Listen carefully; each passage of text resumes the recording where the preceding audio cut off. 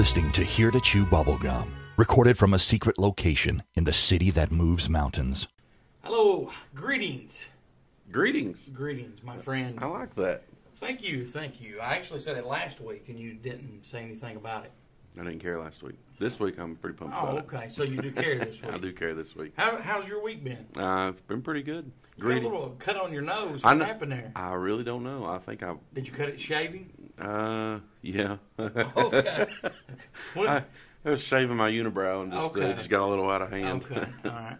So you had a good week? I had a pretty good week. How about yourself? Oh, yeah. I had a good week. It was a little bit different at the cookie factory. Mm-hmm. That's my day job, and I was in charge this week. And, you know, babysitting kids and making sure they're not eating the cookies coming down the line or sticking their hands in the ovens. That was a little bit draining, but, you know, it was a good week. Well, good. So from now on when you say greetings, are you going to start saying, I come in peace? Take me to your Greetings. leaders. I come in peace. I like it. See, you're going to have to come up with something you can say. I do. How I'm about, lost. hello, this is Cronkite. Howdy, I'm Croncat. There you go. There you go. That sounds good. We do have some new listeners this week. Oh, all right. Well, I want to thank all of our listeners, as usual. We do have listeners in the United States, the United Kingdom. New Zealand, Ireland, Canada, the Philippines, Singapore, Nigeria, Yes, Germany. Australia, and now Indonesia. And now, yes, he is right, ladies and gentlemen. Indonesia. We have listeners in Indonesia, and thank you all very much for listening to Here to Chew Bubblegum. Worldwide. Oh, yes, we are definitely worldwide and growing at a fast rate. I love And hopefully, coming soon in February, we will be on a local radio on Sunday nights. Okay. We're still in the talks to see how things go. It's looking good, so keep your fingers crossed. Always. We may start out with some pre-recorded shows to see how it goes, and then do some live shows. Okay. That's what I really want to do, is do some live shows. Absolutely. And you can also hear that worldwide because I've talked to them, some, and their radio station is also heard on the web. So. Oh, wow. And they've also talked about promoting us on their Facebook page. That would be fantastic. So you mean we can, if we do a live show, we can chat with our listeners? Exactly. That they can call in and actually talk to us? Yeah, definitely. And the listeners could always call in, Ned's here this week, manning our Facebook page. Hey, Ned, go ahead and make a post on our Facebook page that we are recording. And if anybody wants to call, just tell them the number to call. You know the number, Ned? All right. Thank you very much. Ned shakes his head. Let's hope that he knows it because we're just now starting. We also are on some new platforms. We've been on them for a couple of weeks. We had a glitch where I had to go back and add some more stuff so it would update with all of our shows. But some of the platforms you can hear us on, our new one added is on iTunes. Just search Here to Chew Bubblegum. That's how you know you've made it, when you hit iTunes. Oh, okay. We're also on iHeartRadio. Just search Here to Chew Bubblegum. I like that. So. We're also on Google Podcast and Spotify. Yes. Breaker, Overcast, Pocket Cast. Now, what is Pocket Cast? Pocket Cast is a website that you can listen to podcasts. That makes sense. That makes a lot of sense. Radio Public, Anchor, and YouTube. Yes. And our YouTube audience is growing. We want to thank all of our listeners for everything. It's mind-blowing sometimes to, when I edit the show and put it up there and then go back and look at the views and downloads and subscribers. It's humbling. Thank you guys very much. Yeah, thank you very much. Listening to Here to Chew Bubblegum. We definitely appreciate that. We're going to start out this week with some listener email. Cronkite, you want to start out? You can start us out there. Sure. This is from Angela in Georgia. Hello, Angela. I'd like second the email that Selena. Okay, maybe I'd like to second the email from Selena from California sent last week. Here to Chew Bubblegum does make me laugh when I'm down. I found last week's show very interesting and have went down the rabbit hole myself. The reason I'm writing is to ask, have you guys ever heard about the Garden City ghost car? It happened in Georgia. I'd like to hear your feedback on this. Thank you for your time. I have never heard of that, but there are several ghost stories that I've heard about ghost cars and entities around cars and things like that. I would like to actually look into this. This is going to be a good one. All right. Well, after we get done reading all the emails, you keep that sheet. Okay. Make a mark by that, and Sure. we can talk about that. Yeah, Thank you very much, Angela. Yes, thank you. I've never heard of that myself. I've never heard of it either, but I'm going to look into it, and I think that'll be a good one. That sounds good to me. Our next listener email is from HDRKID. HDRKID from Wisconsin. And that individual, male or female, said, "Today was a sad day for me. Most of the Christmas lights are gone. It is a dreary new year. At least those lights brought me some joy. I expect that more tragic events will occur. Already the virus has mutated into a more violent form that spreads easy. Why can't we be in a timeline where everybody has flying cars?" Well, I have no idea, and thank you very much for reaching out for me. He or she is having a moment. Yeah. But thank you very much for listening to the show. That's kind of some of the people that have left messages in the past. But I agree with them though. I mean, once the holiday season is over and all the Christmas lights are down and things like that, it is just dreary, awful. Well, Everything's I want to dead. scold you right now because you shouldn't laugh. People with mental illness, that's nothing to laugh about. I'm not laughing at that. Listen, don't you try to throw me under the bus. Why's your face turning red for? Because now I think I've offended someone and I didn't mean to. Well, they want to be in a time. Maybe they're in a timeline with flying cars. I hope so. But thank you very much for Come get me. Reaching out and sending us that email. Cronkite, you got another one there, I think.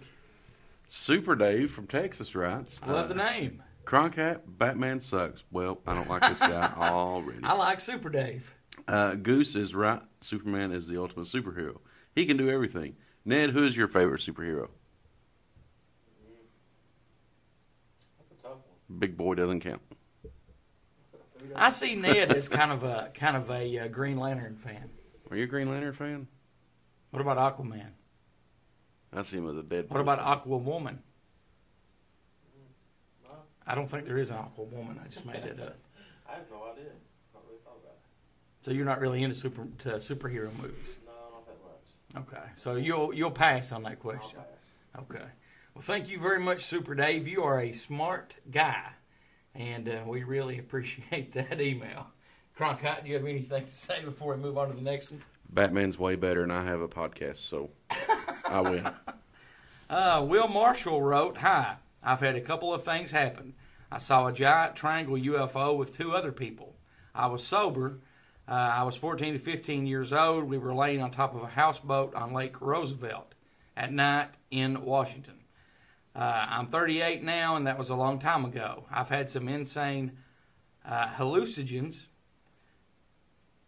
or something like that from lack of sleep. I've also had some insane hallucinogens or something like that from lack of sleep." I apologize to you there, Will Marshall. Thank you very much for writing in. I was trying to look ahead at the next line there and put the cart before the horse on reading. But, have you?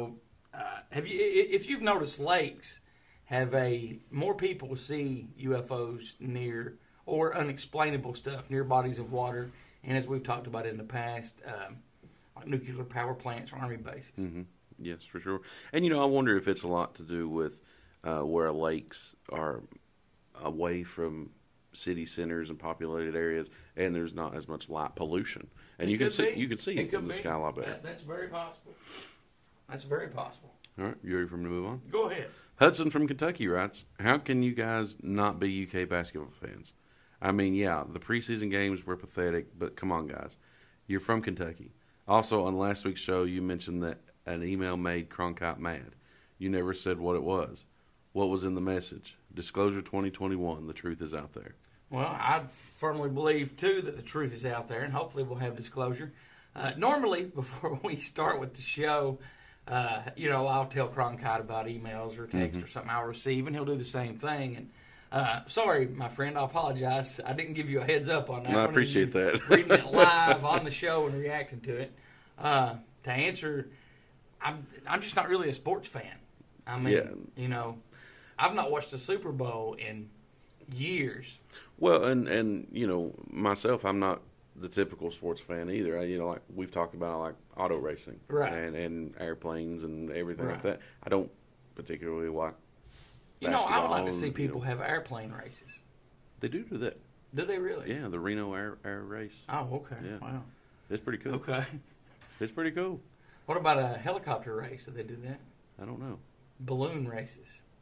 I think they used to do that back in the 1800s. Well, there you go. So, As far as that email, I still don't think that's something we can. well, We I'll should just share basically or- tell you, just, and thank you very much for listening and picking up on details in the show. It was just somebody that, our show is not about politics. It's not about racism. It's about paranormal, UFOs, time travel, other dimensions. So if you write in and you're, talking about this and that, and it doesn't really go with our subjects that we talk about, we're not going to read it on the air. Exactly. So, And the fact, I don't know about you, Goose, but for me, doing this show distracts me from the everyday negativity. craziness that's Yeah. going on in our world. I don't want to be reminded of it during the time No. I want to be able to chill out and focus on something else. Exactly. But thank you very much for your time, Hudson. We definitely appreciate you writing in, and please continue to write in. Let's see. Our next one is Wanda from Venus, and she suggested, "Hello, everyone. I'm a new listener. This is my first time writing in. If you do another live video, you should do it later in the day or night. Also, great job, Cronkite, on the report about the monolith in your area." Oh, thank And you. and I was going to mention that and forgot to in my notes. We had a monolith appear Yeah, we about, did. 20 minutes from where we actually record at. Yes, And Cronkite was on the scene that day. I was there. What did you think about that? Because I know you followed the monolith stories and you want to believe they're all real. Yeah, I do. I want to believe they're all real, but I don't believe this one was an actual. Oh, my God, really? This one was not UFO. real? Yeah, I don't believe it was. You mean aliens didn't leave it? I don't think they did. I am shocked. I can't be 100% for Oh, sure. my on that. gosh. However, Now, what gives you that idea that aliens didn't leave it? I'm pretty sure Bubby in his garage made it. Okay. And evidently not that well from what you No, told me. it was not a well put together piece. However, it was something cool, Yes. and it did get us a little bit of attention Yes, in this yes, it area. did. So if this person that made this monolith, kudos, good job for keeping the monolith story going. It's pretty cool. Yeah, I mean it was a little rough around the edges, and I apologize for crapping on your work, but at the same time, if you're listening to the show, man, write in, lady, write in, tell us about everything, why you built the monolith and why you put it there, because that's pretty cool. You're following the story. Are you just doing it for attention, or are you just doing it for? Is there a hidden agenda that I'm not aware about? Why there's so many popping up? Right. I would like to know. Did you actually touch it? I did. What did it feel like? Felt like metal. Did the metal feel like it was from this earth? It did. Yes, it did. It did, and it even clanged because it was hollow. Mm-hmm. I pecked on it. You what? You pecked on it? I pecked on it. Oh, okay. We actually had someone just text in, just now. Fantastic. Hey Goose, Cronkite, and Ned. I found there are hundreds of experts about aliens out in the world. Who do you think is the most credible, and who should interested parties stay away from? And who should the interested parties stay away from? I guess actually says she. Thank you very much for writing in. We definitely appreciate that. Oh, definitely. So you got an answer for that? Yeah, Stephen Greer is my big fan. I'm a big fan Now, of his. Stephen Greer is good when he's talking about aliens and stuff. And this is my opinion, when he's talking about how to contact them, and he's got his little laser pointer. I just find that stuff boring, man. I mean, it's like an infomercial to me. I find everything he does fast. Now I haven't seen the new one, the new and documentary that's the one I'm yet. talking about. Yeah, I haven't seen it yet. I haven't had a chance to. I've been pretty busy the last little bit since we've actually talked about it. But I'm just going from Unacknowledged and some of the stuff I've watched on him on YouTube. Now, Unacknowledged was great. Yeah, Great film. I think that he is probably one of the foremost experts on the subject, but also Giorgio Tsoukios, or whatever his name is on Ancient Aliens. I'm a big fan of him. Okay. I think he's legit. I think Dr. Stephen Greer is probably the top one. Yes. Let's see. Let me go back real quick just to make sure I didn't miss anything here. Who do you think is the most credible? Who should people stay away from? Oh, okay. You want to go first on that? Just dropping equipment all over the place. Yeah, I mean, I don't. Listen, I'm not going to say you should stay away from anyone. I mean, everyone has a reason for reporting on what they do. At the same time, that would be like somebody slamming us and saying, "Oh, well, these guys don't know what they're talking about." I'm going to go ahead and say that you should stay away from the guy that made the monolith that Cronkite actually saw in person. Definitely, unless you're a fan of the show, then call in, please. Let's see. Do you want to? I guess it's your turn there, isn't it? Yep. Paul from Arizona says, "Hello there to hello here to chew bubblegum." That is not a there. That is a here to chew bubblegum. It says, "Hello here to chew bubblegum. I love the new Facebook profile pic." Yeah, we haven't talked about that. Yes. If you haven't seen it yet, it is awesome. Thank you, Paul. It is for sure awesome. Did you find out anything else about the Musk and Tesla connections? Please keep me updated in any new findings. This is an ongoing thing. I mean, it is a deep rabbit hole that just keeps going and rolling and going. Paul, I am still gathering information. Anything new that pops up, I'm gathering it all up. So yeah, I will continue, but it's not something that we're going to keep doing every week. Right. But You definitely need to keep us updated on it. for sure, absolutely. Our final email comes from the New World Order. And they write, "Hey, Ned. Oh. Hey, Ned, I just wanted to say that you are getting better and better each week. You seem to provide the wisdom of the group." Oh, just my kidding, gosh. Goose and Cronkite. Keep up the good work, and I'm really enjoying the new midweek moment show. Awesome. Well, thank you there, NWO. So, yeah, and they, Ned is great on the show. We love having Ned. We're very fortunate that Ned is on the show. It's the Three Musketeers. So, but going back to your email there just a little bit. Yeah, check out the new profile pic. We'll also have a new set piece coming up on the midweek show this week. Be sure to check that out. Real quick before we go into break and come back. Did you finish Cobra Kai Season 3 yet? Not yet. I'm working my way through it. What episode are you on? I'm on number 4. Okay. What? Are you not? I'm just not in the mood to binge them. Okay. Like, I mean, Well, because here's... I wasn't in the mood to binge them either, but when one would end, I would be like, oh my God, I got to see what happens Well, next. so that's the And thing. that would end, I'd be like, oh my God, I got to see what happens next. Right. So that's the thing. Is like, but then I do that, and I have done that in the past. Like, I watch an entire season, on a weekend or something like that, and then I got to wait a year and a half for the next one, and it drops crazy. So I'm just kind of letting it, smooth and Okay. pushing Okay. and doing it. Okay. Well, that makes sense. Yeah. It's just something else to do. I want to thank everyone for the emails, and you can always contact us. You can call, text, or leave a voicemail by calling 606-373-3396. You can also email us. You can email Goose at here to chew bubblegum. That's Goose at here to chew bubblegum.com. Or you can email myself, Cronkite, at here to chew bubblegum as well. We're going to take a short break, and we will be back to talk about U.S. Patent 101-44532B2.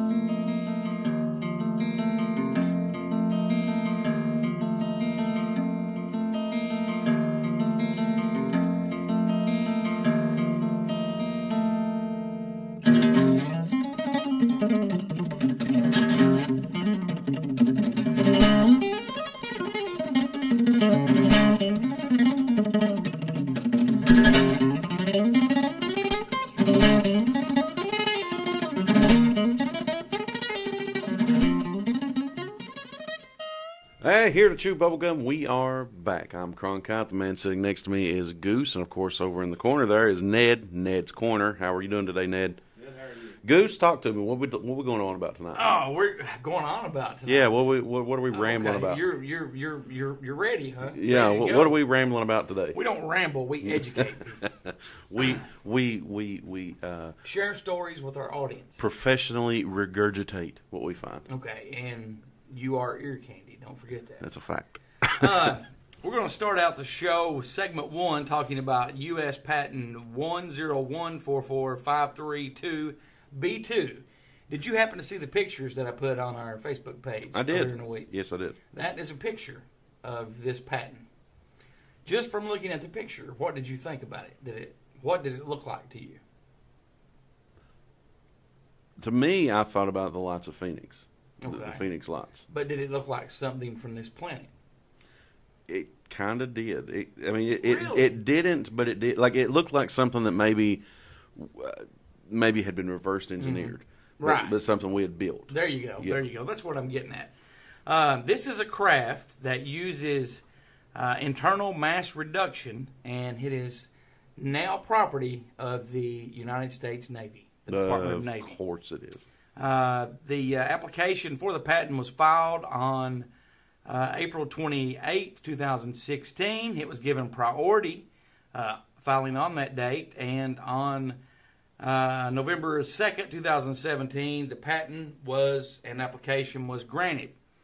All right, basically what the patent is, like I said, it was a craft. It uses internal mass reduction, comprises of inner resistant cavity wall and an outer resistant cavity wall and microwave emitters. They are electrically charged.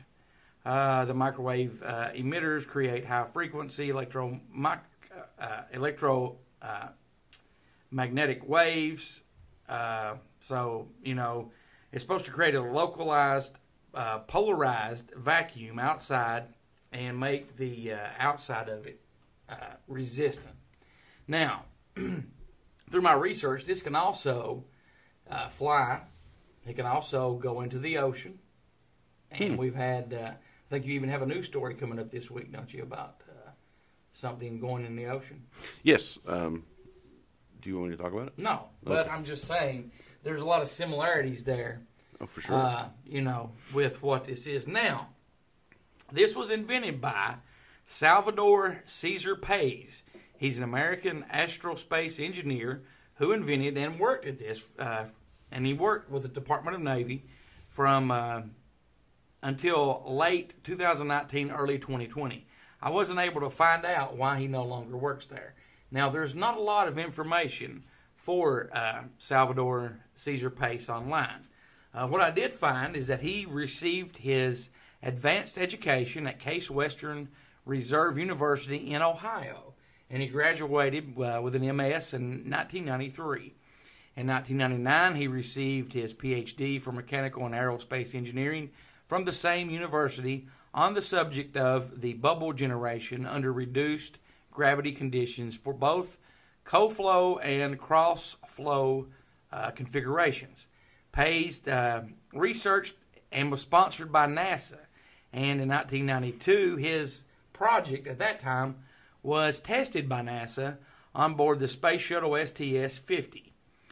His patent applications on behalf of his employers have attracted international attention for their futuristic-sounding technology and potential military and energy-producing applications. They've also led to speculation that this could be misinformation intended to mislead the United States strategic adversaries and misdirect them. And, all right, some other patents of his include a room temperature superconductor, and that's supposed to enable the transmission of electrical power with no losses. A nuclear, a death ray, basically. He invented that. Some of people claim that his inventions, like I said, are a part of a misinformation campaign designed to help America lead the way and have their adversaries chase a ghost project that doesn't exist. Now, I think his projects are real because, we've had recent events of, we had the Tic Tac UFO that went in the ocean off California. Oh, yeah. So, and then we had this one in Hawaii recently. Mm-hmm. So, just based on that, on what his craft can do, Yeah. I think this is absolutely real technology. It's very interesting, to say the least. I mean, it's one of those things that make too much sense to be false, if that makes sense. Oh yes, definitely, definitely.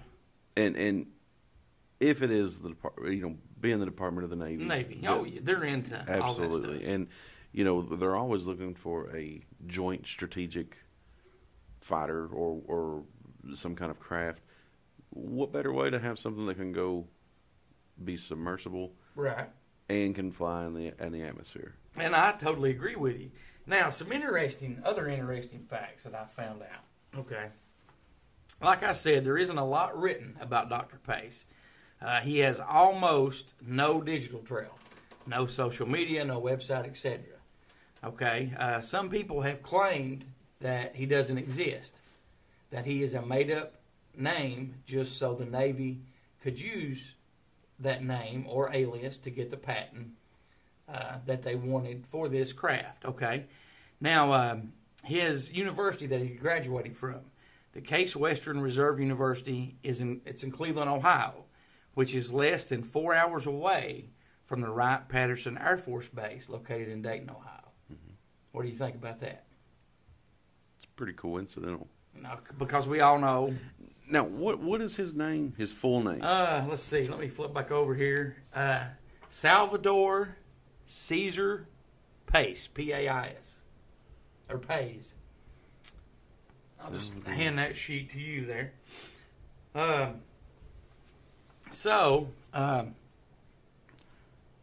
I think that his patent, this first patent, the US 1014453-2B2, I think that that's a real invention. I don't think that they put that out there to misguide other countries. Okay? Mm-hmm. Now, why would the Navy spend all this money and push for this application and, basically speed the process up to get this patent? Why would they do that? Because you don't want this technology to fall in some other country's hands. Well, that's what I was going to say. Is maybe another country has either stumbled upon the same idea, or maybe they're building their own craft that's similar. I think countries all across the world that are not third world countries and that does have the financial resources, I think they do have crafts. I think it's funny that after the patent went through, he no longer works there, and I wasn't able to find out why. Like I said, some people says that he don't even exist. That's a made-up name.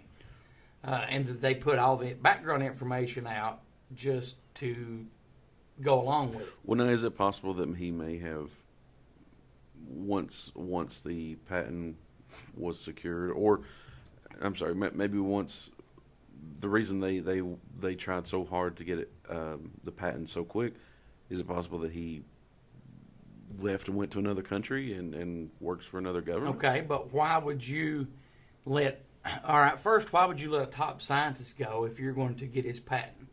You wouldn't let him go. You would keep him, he would be an asset. Sure. Now, there is one interview out, I can't remember the name of the site, that allegedly done an interview with him after his termination. It was through email, so it wasn't like so you can't really say that was him responding to the questions that they emailed. So it is possible that he doesn't exist. Very possible. That he's just a fictional person used by, that he himself is the Navy. Correct. And I mean, just the similarities where he supposedly went to college at, in Cleveland. That's less than 4 hours away from Wright-Patterson Air Force Base, Yes. which we all know was connected to the Roswell crash and other unexplained events. Now, some claim that this patent that was patented was originally invented by Roger Sawyer, and he came up with this idea in the early 2000s, and he's actually given credit for creating the EM drive. Now, a lot of people are saying that Roger actually invented this back in the early 2000s, and Roger was also an aerospace engineer like Pays, and he also worked for the Department of Navy. Okay, now there's also very little. There's more stuff to find on Roger Sawyer than there is Dr. Pays, but there's still not a lot there. Well, now, interestingly, now do we know anything about his early life? Which one? Pays. Is there any paper trail that shows before he becomes an aerospace engineer? Very little. There's, I think there might have been one site that just basically said he was born overseas and his family moved here. They migrated here, and that's basically it. And then he's in college, and then he's done all this, and I think that this name, if he doesn't exist, has been in existence for quite a while. Because, like I said, in 1992, NASA took his idea when he was still in college and put it on board, one of their ships to test. So now he could exist. Yeah. All right, it's very possible. But like I said, if he did exist, why would you get rid of a guy after he, made this big invention for you, this flying craft that can do warp speeds, fly underwater, Yeah, that is very weird. And it goes along, the pictures that I posted, that goes along with what I've been saying, man-made UFOs. Mm-hmm. I think that the Department of Navy is in possession of a reversed engineered man-made UFO. Very interesting. That's a good. I mean, you do realize sense. We're doing a show and we can't have dead air, right? I've for some reason my brain just stopped working. Sorry. You have a brain? Maybe. You have to stay up late again partying and come in and do a show. Let's see how that works out for you. Yeah, for sure. I wonder though. I mean, the reason I brought up his early life, I wonder if he is, like you say, if he is just if he is just something made up if he is just a person made up by the Navy, right. a collective source, or if he is, in fact, maybe, and this is way out there, right? But what if he is a missing persons from when he was just born, and the government brought him in and raised him, so to speak. See, this is what happens when I have no sleep. I just go down these tangents. Well, no. There's actually, cases where the government has, and Ned, that was the remote viewing project, correct? Where the government more or less has raised kids and trained them. They're supposed to be psychic and remote view and all that. Right. And, I firmly believe that there's things going on right now that our government does that we have no idea about. Absolutely. And we would be shocked if we did. Absolutely. Yeah, absolutely. Ned, what do you think about it? I think the same. Just crazy, ain't it? You'll never know. Like that one guest we had. He basically said, if they want us to know, we'll know. Right. If they don't, we won't. And did that person also say that whatever we could imagine, they have it. So didn't when you posted the teaser about yes, didn't somebody comment? Somebody taking a picture of a here recently in Roswell, they took a picture of a triangle craft that would fit exactly what that is. For anyone that says no, this is misinformation, think about, it's the U.S. government that owns the patent office and all that, but these branches still have to spend money to do all this and to put this information out there, and I know that the government wastes money all the time, but sure. On something frivolous like this, there would be a better way to misinform other countries. That's just my opinion, versus doing this. Well, now the conspiracy theory is surrounding, or first of all, do you believe we landed on the moon? I've got to get that out of Yes. the way. Okay. Now, this conspiracy theory around the moon landing was that we faked it just to bankrupt Russia. Right. So, I mean, it wouldn't be the first time in history that supposedly we've tried this economic warfare. Now, me personally, I don't believe that's true. I believe we landed on the moon. I believe there's too much evidence to show that we have been there. We had too many smart people working Sure. at NASA at that time, and we've talked about it briefly before. Was it Werner von Braun? Yeah, Werner von Braun. So, I mean, and that goes back to World War II and the Nazis, and Sure. just, if we didn't have those guys, we might not would have made it out of the not solar system, but out of the atmosphere onto the moon. Those guys were highly intelligent, and I honestly think that they worked on reverse engineering prior to, World War II. I believe they did too. It's there are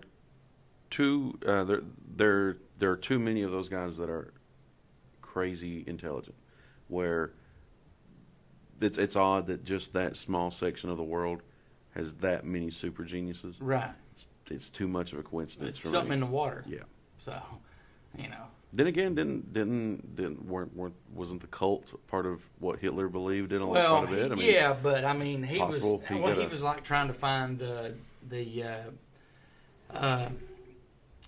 he was trying to find ancient artifacts that would give him power.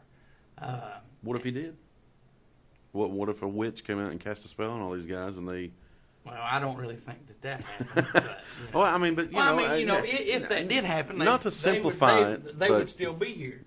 True. Well, but not to simplify it to that point. But Right. you get what I'm saying. Oh, is yeah, what if what if he did find an artifact that gave these guys the upper hand intellectually, physically, Well, all of that. some people believe too that when he couldn't find them, he also actually had to try to recreate them. And there's cases where he's tried to recreate the cup that Christ drank out of, at the Last Supper. I don't know, But, I mean, he actually did, because I think somebody actually found one that they discarded in a river in maybe 2015 or 16, and they traced it back to one that they had made themselves. They were trying to duplicate it.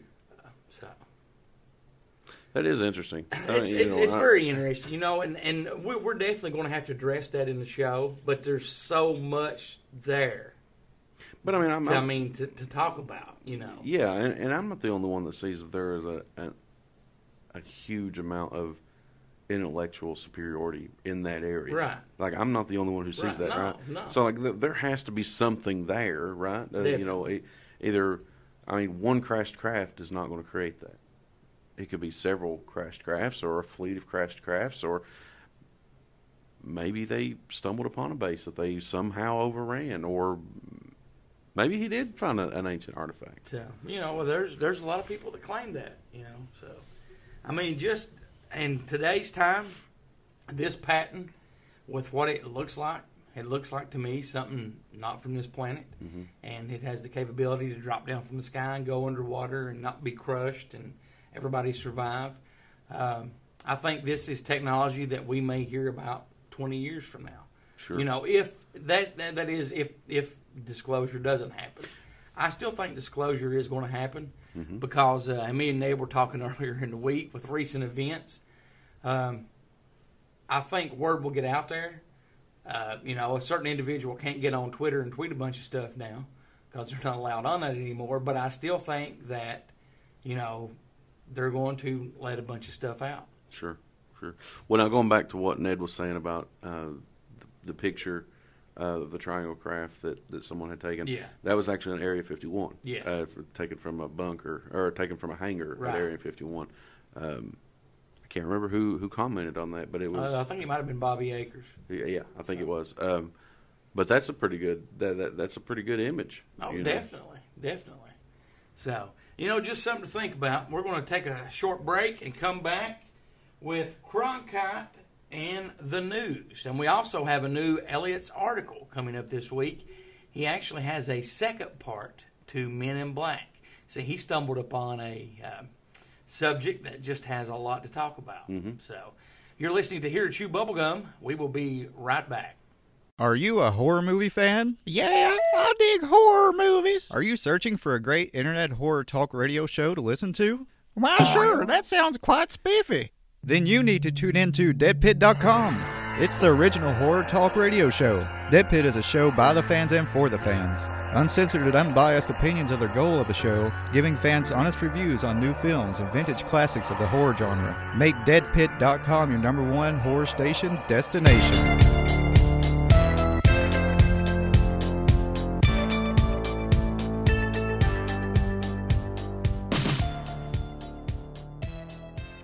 Breaking news with Cronkite. Welcome back. Here to Chew Bubblegum. I'm Cronkite. Of course, this guy sitting next to me is Goose. The gentleman over in the corner is Ned. Ned's Corner. And, of course, I'm Cronkite. You are Cronkite, and I'm glad you ate a Snickers bar during that last break, Betty White. I think that's why I said Cronkite twice just now. Good man. So let's talk about some news and such, shall we? Let's go ahead. All right, so the first story is about the UFO over Hawaii. An unidentified flying object spotted in the evening sky over Leeward, Oahu, prompted witnesses to call 911 on Tuesday. The sighting happened about 8:30 p.m., and there were multiple videos of what appears to be a glowing oblong mass, both in the sky and in the water. Officials from the Federal Aviation Administration say there were no aircraft incidents or accidents in this area at the time, but multiple witnesses reported seeing a large blue object fall out of the sky and into the ocean. In one video, a woman can be heard saying, "Something is in the sky. What is that?" Miss Atina Sape told Hawaii News she captured the image at 8:26 p.m. near Haley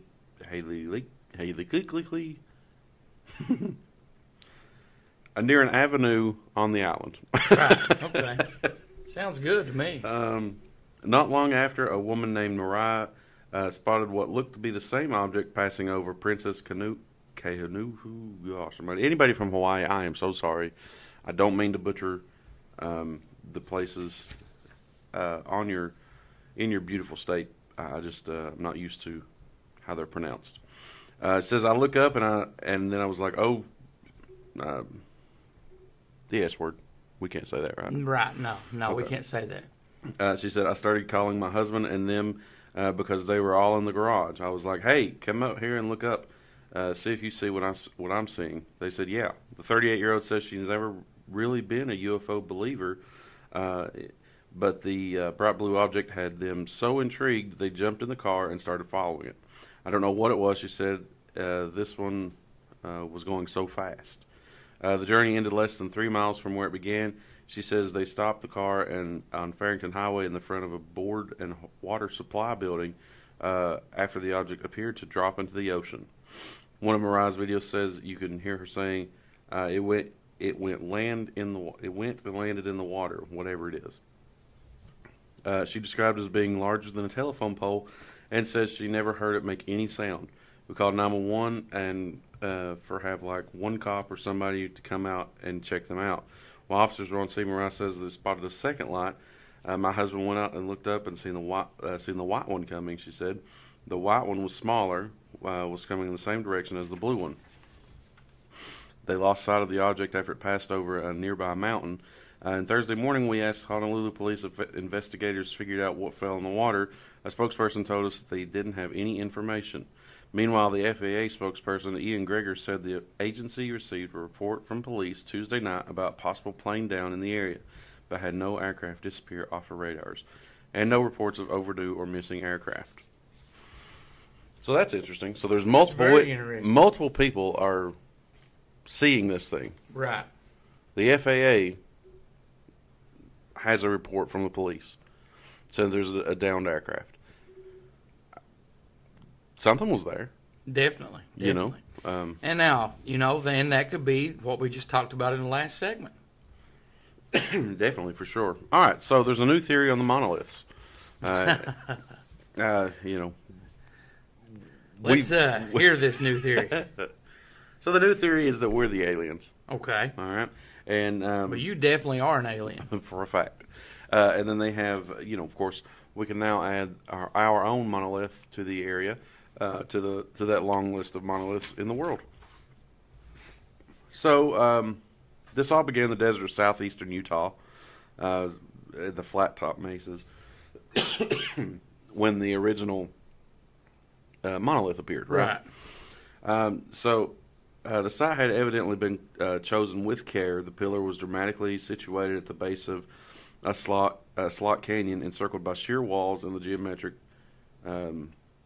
arrangement. It looked like the setting for some ancient ritual, or at least on the set of Star Trek episode. Framed against the vast desert sky and towering red rocks, the sleek pillar was an intruder from another world, like a sculpture that had fallen off of a truck and on its way to an art basel. Was it a work of landscape art, a parody of a landscape art? It was well constructed and had been very skillfully installed in the neatly cut cavity. The unseen narrator of the DPS videos laughs incredulously. Who does this kind of stuff? There's a hint of unease that mirrors the viewers, a suspicion that we are being set up, even if the pillar isn't dangerous. It may be a booby trap, a joke, cosmic or otherwise, at our expense. After a foreboding soundtrack, then this could be in the opening scene of a sci-fi movie, the eerie discovery that sets the plot for the motion. That's more or less what happened when the DPS announced its discovery on the 20th. The pillar became a sensation. Believers in UFOs insisted that it fell out of the sky and aired conspiracy theories about government cover-ups. The government, for its part, winked at the idea of aliens. The DPS referred to the pillar as the monolith, an apparent reference to the extraterrestrial structures in Stanley Kubrick's 2001 A Space Odyssey, one of which appears after an astronaut is sucked into the vortex of light that sends him shooting through space and time. So, the mystery of who created the monolith may never be solved. If we accept that it was a guerrilla art intervention, it was clearly successful, seizing public attention in ways of commissioned work never could. Weeks after the structure vanished, monolith fever has not abated, with copycats springing up across the U.S. and around the globe, from Romania to Morocco to Paraguay. Their spread so captivated social media that many wondered whether the world was falling for a viral marketing campaign. Which now that's when we talked about the monolith that was in Australia and it had the coordinates that were scribed on it, and they were like Trump Tower, so that's kind of where everything was going with marketing campaign and things like that. But the appeal of the monolith touches deeper depths than the usual dopamine hits of the viral internet. With an age of GPS mapping and Google Earth, we may feel that the planet has been demystified down to the centimeter, that there is no more unsurveilled terrain. The appearance of a monolith in a hinterland is a satisfying reminder that the world remains very large. It is still very possible for an artist or a prankster or an artist and prankster to slip undetected into the backcountry and leave something weird and alluring behind. Online detectives study Google Earth figure out the pillar was installed around 2016, which would mean that it's possible for a weird, alluring thing to remain hidden for years, a secret shared with only with passing bighorn sheep. So, yeah, but I mean, that's an area it's not traveled that much. I think it's very possible for that to be there 4 years and nobody not know it. For sure. And there were Google Maps that showed that it was there for that long. So that's the theory, is that it's just an artist or something like that. And so it's kind of a stretch to say it's an artist, I would think. So the one that you actually saw earlier in Prestonsburg, Kentucky this week, you think that was a local artist, an artisan? Isn't art supposed to be beautiful? Yes. I wouldn't say it was an artist. But I've always heard, too, that beauty is in the eye of the beholder. That's true, and I did go all the way over there and did do a live video. You actually rushed over there. I certainly did. I rushed. I broke several speed limits. Oh, no. Several speed limits. People at the cookie factory are not going to like that. They certainly will not. But prove it. You just confessed to it. It's proven. Anyway, so that's the story. Is that they think that we're the aliens, and not in the way that I think we're the aliens from we came from Mars, but like from.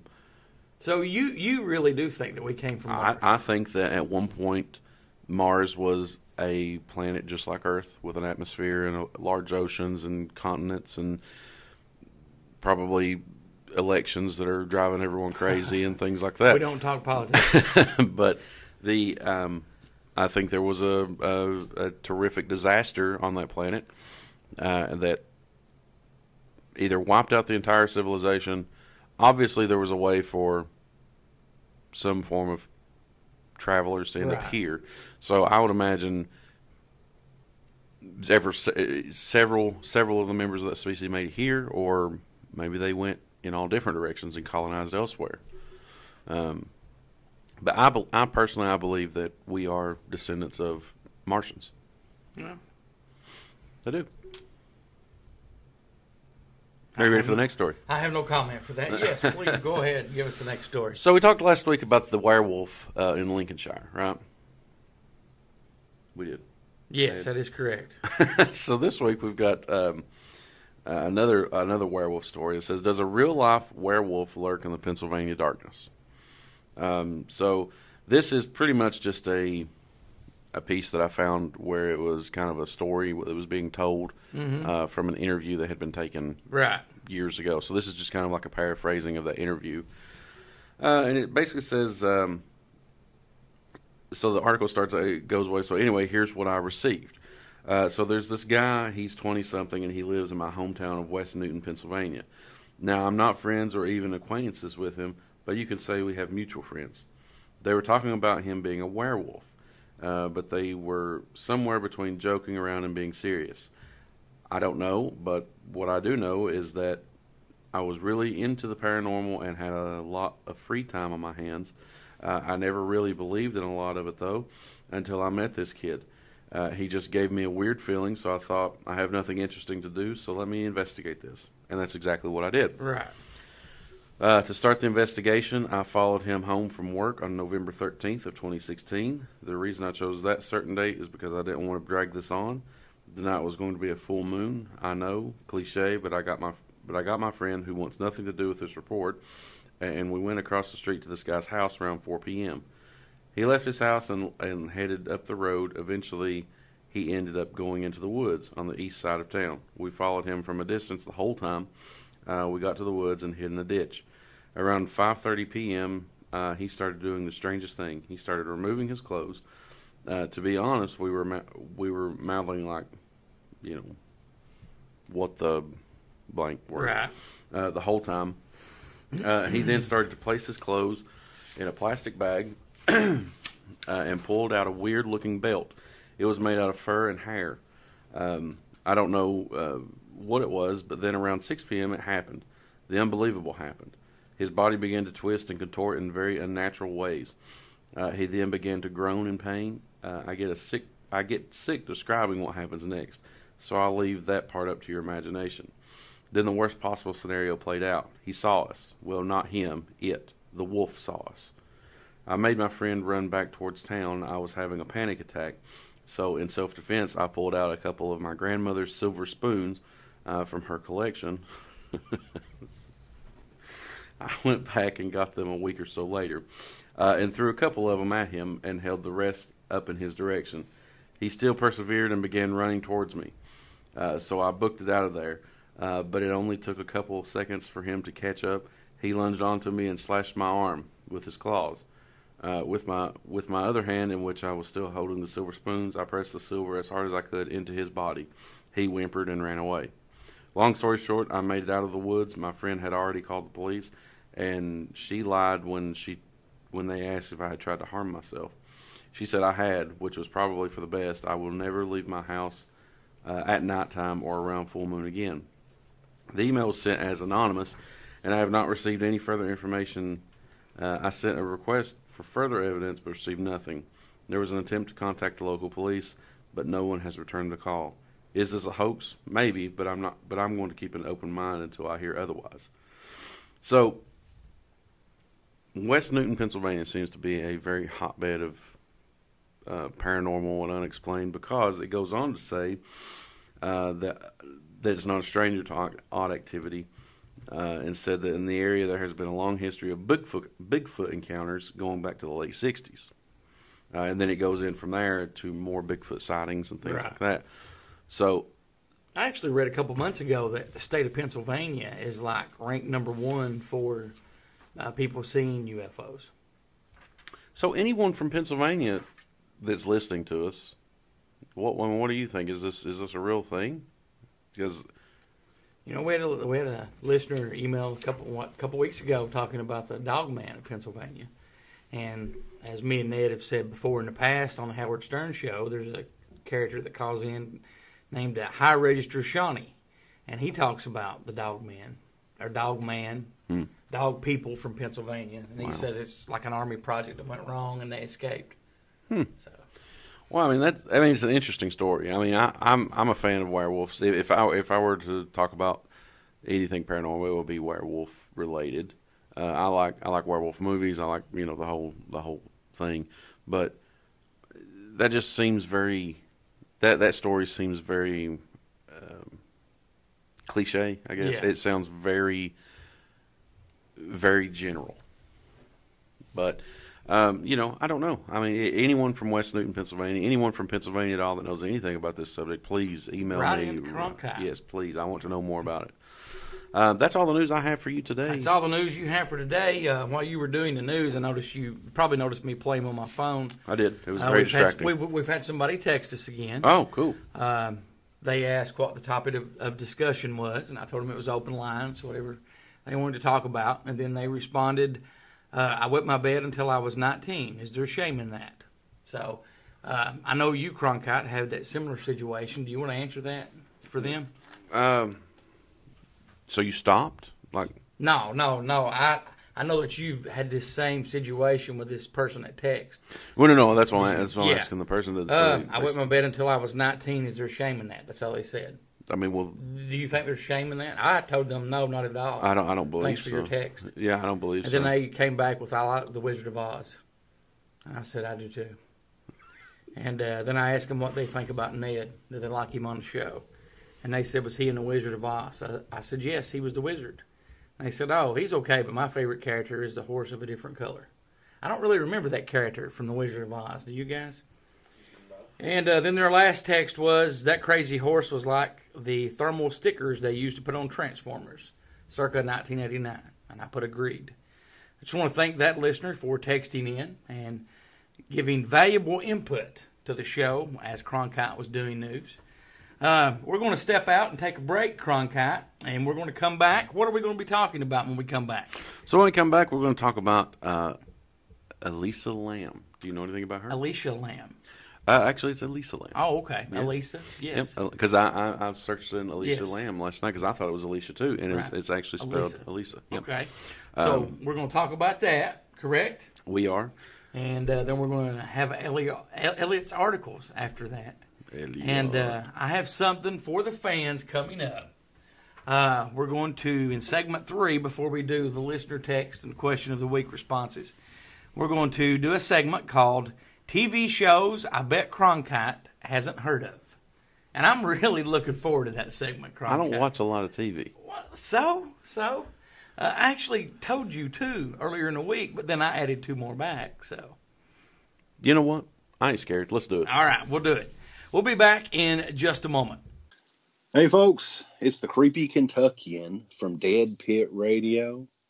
And when I'm just sitting around needing something to listen to, I'm checking out Here to Chew Bubblegum. And welcome back. What a show it has been so far. What a show, what a show. We had that nice segment, you doing the news, and then we had some more viewer text. And coming up in segment 3, we're going to attempt to call the person back on the show. What do you think about that, Cronkite? I think we should. That's interesting. I think we definitely should, too. So you're going to start out talking about Elisa Lam. I am. So do you know who she is? Yes, I do. All right. That's the end of the show then. All right. So the body of Elisa Lam, also known as her Cantonese name Lam Ho Yi, was born April 30th, 1991, and died February of 2013. She was a Canadian student at the University of British Columbia in Vancouver and was recovered from a water tank atop the Cecil Hotel in downtown Los Angeles on February 19, 2013. She had been reported missing at the beginning of the month, and maintenance workers at the hotel discovered the body when investigating guest complaints of problems with the water supply and water pressure. Her disappearance had been widely reported. Interest had received 5 days prior to her body's discovery when the Los Angeles Police Department released a video of the last time she was known to be seen on the day of her disappearance by an elevator security camera. In the footage, Lamb is seen exiting and re-entering the elevator, talking and gesturing in the hallway outside, and sometimes seeming to hide within the elevator, which itself appears to be malfunctioning. The video went viral on the internet, with many viewers reporting that they found it unsettling. Explanations ranged from claims of paranormal involvement to bipolar disorder, which Lamb took medication for. It has also been argued that the video was altered prior to release. The circumstances of Lamb's death, once she was found, also raised questions, especially in light of the hotel's history in relation to other notable deaths and murders. Her body was naked, with most of her clothes and personal effects floating in the water near her. It took the Los Angeles County Coroner's Office 4 months after repeated delays to release the autopsy report, which reports found no evidence of physical trauma and states that the manner of death was accidental. Guests of the Cecil, now rebranded as Stay on Main, sued the hotel over the incident, and Lamb's parents filed a separate suit later that year. The latter was dismissed in 2015. Some of the early internet interests noted that were considered to be unusual similarities between Lamb's death and the 2005 horror film Dark Water. The case has since been referenced in international popular culture. So, she dies 8 years after this movie is released. Right. So it's interesting, right? So, her disappearance, Lamb's parents contacted the British Columbia every day while traveling. On January 31st, 2013, the day she was scheduled to check out of the Cecil and leave for Santa Cruz, her parents did not hear from her and called the Los Angeles Police Department. Her family flew to Los Angeles to help with the search.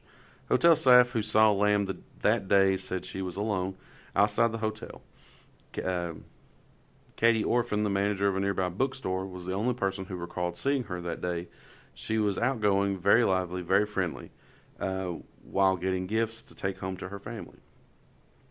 She was talking about what books she was getting and whether or not what she was getting would be too heavy for her to carry around as she traveled. Police searched the hotel to the extent that they legally could. They searched Lamb's room and had dogs go through the building, including the rooftop.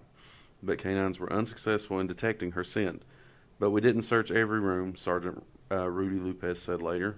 We would only do that if we had probable cause to believe that a crime had been committed. And on February 6th, a week later, Lamb had last been seen. The LAPD decided more help was necessary. Flyers with her image were posted in the neighborhood and online. It brought the case to the public's attention through the media. Now, the creepy part of this story is the elevator video. Right. So on February 15th, another week after, with no sign of Lamb, the LAPD released a video of the last known sighting of her taken in one of the Cecil's elevators by a video surveillance camera on February 1st. The video drew worldwide interest in the case due to Lamb's strange behavior, and has been extensively analyzed and discussed. In the clip, the camera at one of the elevator's cab's rear corners looks down from the ceiling, offering a view not just of its interior, but the hallway outside as well. It is somewhat grainy, and the timestamp at the bottom is obscured. At some points, Lamb's mouth is pixelated. That's strange, isn't it? Yeah. But this basically goes back to her playing the elevator game. Right, and Okay. that's what I'm going to get into next after we kind of discuss the video. Okay. The video was creepy. Have you seen the video? Yes. Me and Ned watched it just a few days ago, last Friday. It's very creepy. So in the clip, the camera, at the start, excuse me, I lost my place there. At the start, Lamb enters, clad in a red zippered hooded sweatshirt over a gray t-shirt with black shorts and sandals. She enters from the left and goes to the control panel, appears to select several floors, and then steps back to the corner. After a few seconds during which the door fails to close, she steps up to it, leans forward so her head is through the door, looks in both directions, and then quickly steps back in, backing up to the wall and then into the corner near the control panel. The door remains open. She walks to it again and stands in the doorway, leaning on the side. Suddenly she steps out into the hall, then to her side, back in, looking to the side, then back out. She then steps sideways again, and for a few seconds she is mostly invisible behind the wall. She has her back to just outside. The door remains open. Her right arm can be seen going up to her head, and then she turns and re-enters the cab, putting both hands on the side of the door.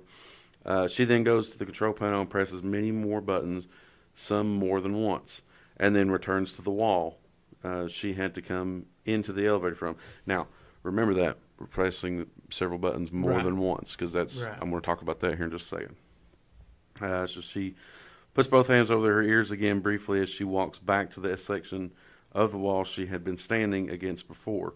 The door remains open. She turns to her right and begins rubbing her forearms together, then waves her hands out to her sides with both palms flat and fingers outstretched, while bowing forward slightly and rocking gently. This can all be seen through the door, which remains open. After she backs into the wall again and walks away to the left, it finally closes. So the video was, reposted everywhere, including the Chinese video sharing site Youku, which got more than 3 million views and 40,000 comments in the first 10 days. Several theories evolved to explain their actions. One is the lamb was trying to get the elevator car to move in order to escape from someone who was pursuing her.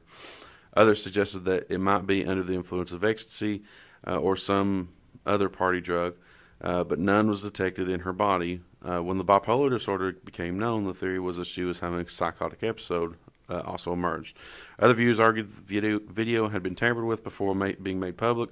Besides the obscuring of the timestamp, they claimed parts had been slowed down and nearly a minute of footage had been discreetly removed.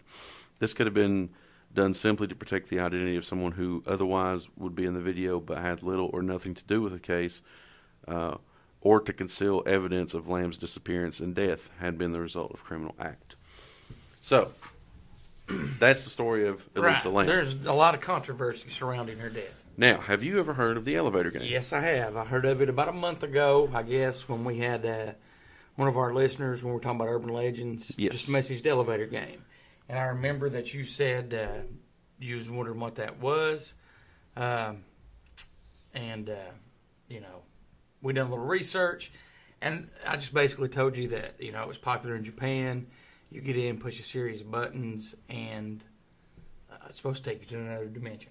I've recently did a little bit more research on it. All right. Well, it's very creepy. And I will say that when we have our first convention or appearance, if we stay in a hotel that has more than 10 floors, me and you will play the elevator game. Oh, will we? Yes, we will. Okay. Are you up for that? I'm glad I've been volunteered. Sure. Okay. You don't sound too enthused there. Well, it's kind of creepy sounding. So, all right. So, needed to play. I'm going to go over the rules of the elevator game. So, needed to play, you need one player. There are conflicting reports on this that can be played by others. One set of instructions we found says that you can, but to keep in mind that if anyone quits mid-ride, you have to start from the beginning. Right. So you need a 10-story building with at least one elevator. Right. And now the 10 floors, you can't have, they have to be straight 10 floors, correct? You can't have like floor 1, 2, it skips 3 because there is no floor 3 and goes to 4. Yeah, I believe so. They have to be 1 through 10. Yeah, I believe so. Now, when me and Ned watched a video, sorry about that, Ned. When we watched a video on it, there was a guy that would get in, push the buttons, go to that floor, and then when you watch this video of Miss Lamb's disappearance, she pushed them all at the same time. Mm-hmm. What is the correct way to play the elevator game? Well, all right, so here's how to play. Okay. All right, so getting to the other world, it says. Step 1, you have to enter the elevator alone or with your friends, but no one else. Do not get out on any of the floors. If any outsiders get on the elevator, you'll need to start over. Okay. Step 2 is to proceed to the 4th floor. Step 3 is descend to the 2nd floor. Now, all right. So it's saying proceed and descend and blah, blah, blah.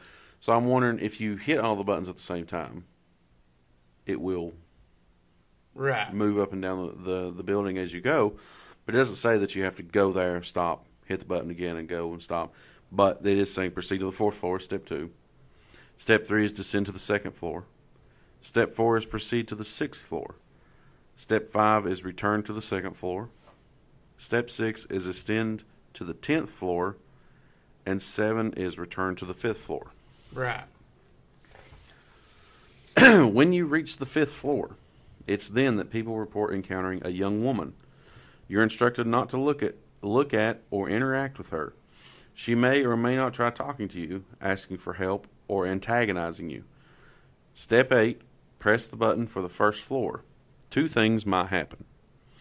If the elevator descends to the 1st floor, exit immediately and do not look back or speak.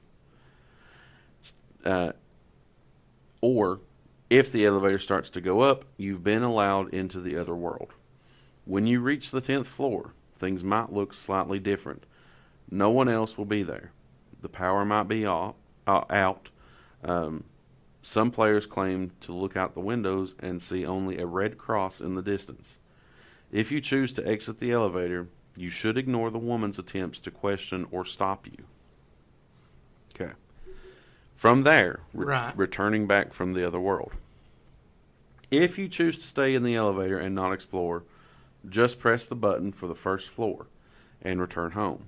You might have to keep pressing the button to get it to work. Multiple presses. Gotcha.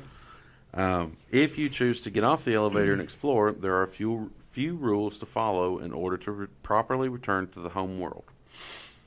1. You must use the same elevator you used to arrive. And 2 is follow steps 2 through 7, finishing on the 5th floor. So the sequence is 4th floor, 2nd floor, 6th floor, 2nd floor, 10th floor, 5th floor. Step 3 is when you reach the 5th floor, press the button to return to the 4th floor. The elevator will attempt to return to the 10th floor. Instead, begin pressing other floor numbers to stop the elevator before you reach the 10th floor. Proceed to the 1st floor again. Upon reaching the 1st floor, check your surroundings. If anything seems off, even the smallest detail, do not get off the elevator. Repeat step 2 until things look normal. Once you're confident you've returned to the real world, exit the elevator. Okay, so you know that when we play this, we're going to step out onto the 10th floor, correct? Who's this we we're talking about? Me and you, man. I'll look out. And but I'm Ned's going to staying. be with us videoing the entire thing. No, I'll set up. So me and you and Ned's going to be going out on this 10th floor. I'll be standing inside the elevator. So you're not going to get out of the elevator. No. Why? What if it's real? Do you really think this is real? I don't know. Elisa Lamb probably didn't think it was real Well, either. you know, we have to try it, though. Just imagine the video footage we could put up on our YouTube page of us doing this. Yeah, our untimely You're murders. going to have to do it for the fans, Cronkite. Well, as long as you don't speak to the woman, we should be all right. Now, I wonder what would happen if we talked to the woman.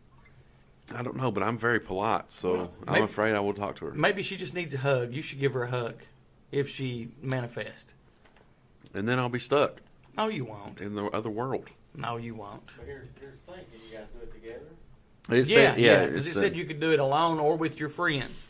So, you're my friend, we're doing it, guys. Elevator game. I'm going to have to tranquilize Ned. And Ned's not going. Ned's not going. Oh, you said you was going to go video for us, Ned. I'll set up a camera in there. Well, we can get you like a handheld camera, and you can follow behind us. Yeah. I'll do it remotely. No, you have to be there to experience it. No, it would be cool if that did happen. It would be really easy to test. If you do all those steps and you press the first button and you start going to the 10th floor, you know you had succeeded. Mm-hmm. And you know you would have to get off to check it out. No, you wouldn't have to. Why? Because you won the game. What do you mean you won the game? You're going to the 10th floor, so you know it works. But then you got to do the same thing to go back down to the first floor. Exactly. Now I wonder what would happen if you pushed the first floor. Like you go to the 10th floor, you just push the first floor. You don't do the series of buttons, and you get off on the first floor in that world. I'm starting to get a feeling that you're reckless. No, I don't want to be a part of this. Not now. at all. No, this is scientific. We can test this. We're going to end up stuck in the other dimension. No, we're not. And we can play Randonautica while we're doing this.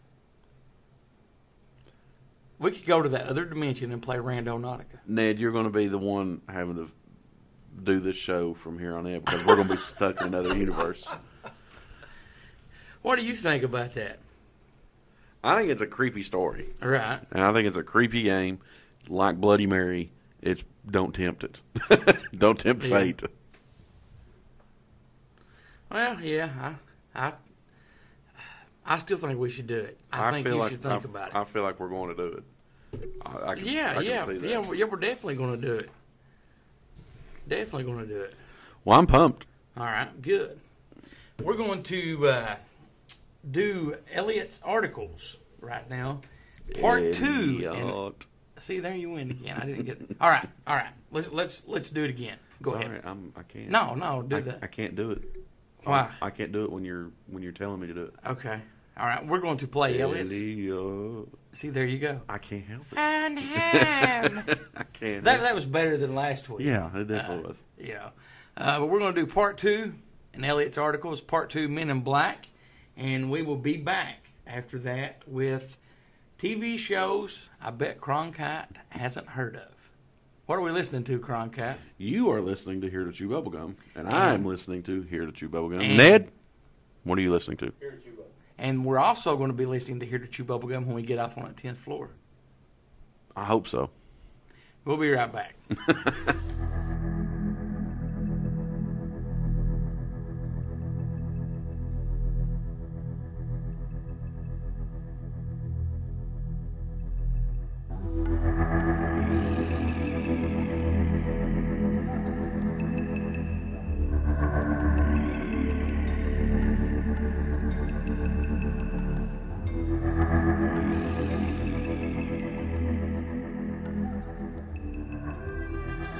Good morning, good afternoon, good evening, whenever you may be listening to this podcast. Once again, it's Elliot here with Here to Chew Bubblegum and our second edition of Elliot's Articles. Today, we're looking at more information about the Men in Black. Now, we talked last week about a couple of Men in Black sightings, the most famous being Dan Aykroyd's sighting in New York City. But there have been tons of documented Men in Black encounters. We're going to start this week with Mary Hyre. Now, if you've never heard of Mary Hyre, she's a very, very interesting person. She was a newspaper reporter for the Athens Messenger in West Virginia. She was also the manager of the Athens Messenger office on 6th Street in downtown Point Pleasant, West Virginia. Now, everybody should know what Point Pleasant is. If you don't, you're going to go down a rabbit hole, ladies and gentlemen. But Point Pleasant was the site of the Mothman sightings. During those Mothman sightings, Mary Hyre would often report on the odd occurrences in her newspaper column called Where the Waters Mingle. As a result of that, she became very close with author John Keel, who wrote the Mothman Prophecies, and they studied a lot of this stuff together. She helped with John Keel's investigation, and she kept him updated through correspondence. Mary Hyre herself claimed to have seen the weird lights in the sky on several occasions, and even claimed to have been visited by mysterious men in black. One night in January 1967, Mary was working late in her office, which was opposite the county courthouse, when an unknown man walked in the door. He was described as being very short, about 4.5 feet tall. He had strange, dark, deep-set eyes covered by glasses with thick lenses. He was wearing odd shoes with very thick soles, which probably added an inch or two to his height. He had long black hair cut squarely like a bowl cut, and spoke in a peculiar, low and halted voice. The man asked for directions to Welsh, West Virginia, and kept getting closer and closer as they talked. His eyes remained fixed on her, as he stared almost hypnotically. Mary was alarmed by this person, so she brought the newspaper circulation manager to her office, and they spoke to this person together. She said that at one point in the discussion, she answered the telephone and noticed that the man picked up a ballpoint pen from her desk. He looked at it. He looked at it in amazement even, as though he'd never seen one before. Then he grabbed the pen, laughed loudly, and ran out of the building. Now, I tell that story not because it's one of my favorites, even though it is, and not because it's one of the most famous, even though, once again, it is. I tell that story to accentuate the fact that the Men in Black are kind of strange acting. There's another story. Mrs. Ralph Butler of Owatonna, Minnesota, said an officer visited her in May of 1967. He went by the name of Richard French. He was about 5.5 feet tall. He had an olive complexion, dark long hair, and a pointed face. His clothing appeared to be brand new. Even the soles of his shoes were clean and unscuffed. When Mrs. Butler offered him some Jell-O, he tried to drink the Jell-O and acted as if he'd never seen it before. Again, other Men in Black have said to do extremely strange things. One witness said that the Men in Black had come into her restaurant where she was a waitress. They ordered a steak, and when the steak came to their table, they didn't know how to use a knife and fork, and she had to actually come over and show them how to cut the steak. Now, I once again, I say this not because for comedic effect, but to point out that these Men in Black don't really act human. They act strange. They act like they're new to whatever place they are, or new to whatever activity they're performing. Now, it could be that they are, in fact, not from this world. Or it could be for some other reason. I want to point you to an X-Files episode called Jose Chung's From Outer Space. This is the X-Files episode that deals with an author who is visited by Men in Black, portrayed by Jesse Ventura and Alex Trebek from Jeopardy. Now, they're not just actors portraying Men in Black. These are Men in Black who absolutely look like the former governor of Minnesota and Alex Trebek from Jeopardy. And the reason they take those appearances is because if witnesses ever try to tell people about their encounter, those witnesses are met with humiliation. They're met with ridicule. And I wonder if these Men in Black encounters that I've talked about today aren't the same. Are you going to believe somebody who says that a man is going to come into your office, steal your pen, and run out of the room laughing maniacally? Maybe not. Maybe that's the point. Maybe the Men in Black are here to warn us that we shouldn't talk about UFOs. But maybe they're also here to make sure that if we do, we're going to be ridiculed, because our stories grow even stranger when we mention the short guy dressed in black who stole our ink pen. That's just my theory, dear listeners. You may have a different theory altogether. Now, before I finish this episode of Elliot's Articles, I want to make sure that I tell you where I got my information. Last week on Here to Chew Bubblegum, there was a question sent in that wanted to know where we got all of the information we presented. So I want to be as clear as possible to where you, the listener, can go and find out any of the information I've talked about. Today's stories came from the internet, from the Mothman Wiki. You can just Google that, Mothman Fandom Wiki, and it will take you to a ton of Men in Black stories and a ton of stories about the Mothman in West Virginia. There are other places that you need to check out too.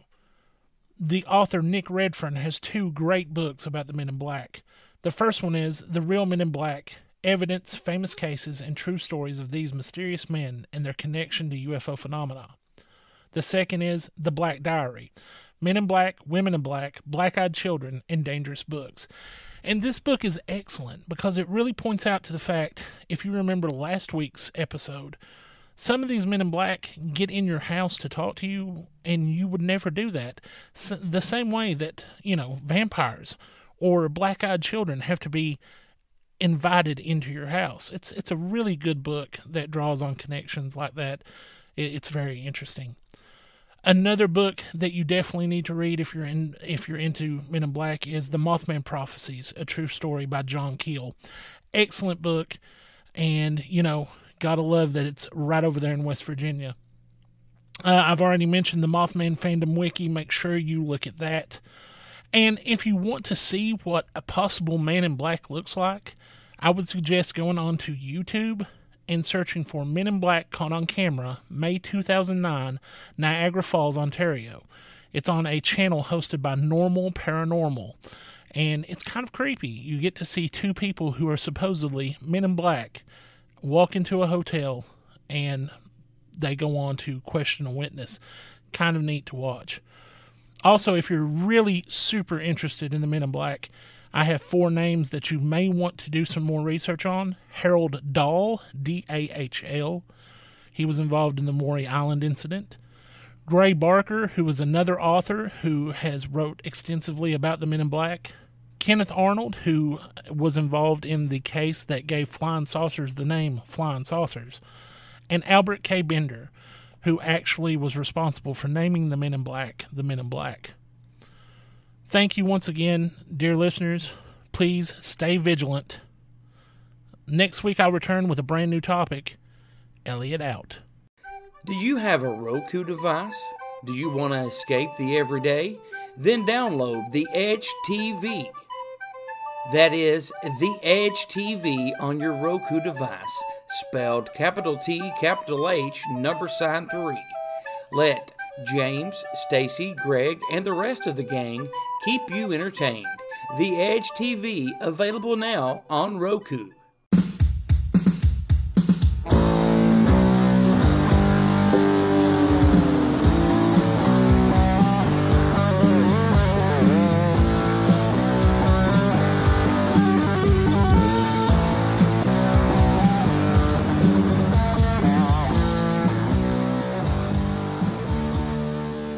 Another exciting installment in Elliot's articles, only on Here to Chew Bubblegum. I like your NPR voice. That's pretty nice. Thank you very much. I can do all kinds of voices. Do you want me to do another one for you? Yes, please. Do an Australian accent. Good day, mate. We're going to go down to the outback there and throw another shrimp on the barbie. Shrimps on the barbie. Shrimp on the barbie. Why don't you do an Australian accent for us? All right, mate. Go ahead. What would you like to know? What would you want me to say in my Australian accent? That's awful. That sounds like you're English. Australian accent. That sounds like cheerio, top of the day for you. Do you want some teas and crumpets? What's the difference? There's a big difference, man. Uh-huh. 2 different countries.